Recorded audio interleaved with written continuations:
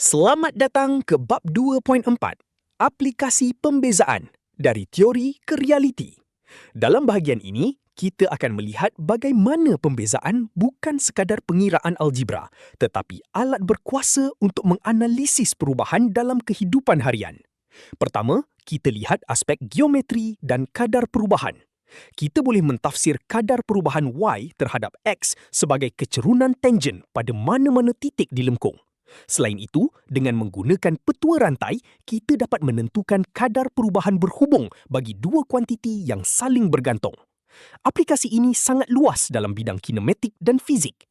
Ia digunakan untuk mengkaji pergerakan, perubahan kedudukan dan kelajuan objek, sama ada dalam bidang astronomi maupun sukan. Seterusnya adalah analisis kuantiti dan pengoptimuman. Di sini, kita menggunakan perubahan kecil dan penghampiran untuk mencari nilai hampir bagi sesuatu kuantiti. Paling penting, pembezaan membolehkan kita menyelesaikan masalah maksimum dan minimum, iaitu proses mencari nilai tertinggi atau terendah dalam bidang perniagaan, industri dan pengurusan, seperti mencari luas permukaan minimum bagi penggunaan bahan yang paling efisien. Untuk berjaya, gunakan langkah sistematik penyelesaian masalah. Tafsir, fahami masalah dan pemboleh ubah yang terlibat. Rancang, bentuk model matematik atau persamaan yang sesuai. Laksana, jalankan strategi pembezaan dan buat refleksi terhadap hasil yang diperoleh.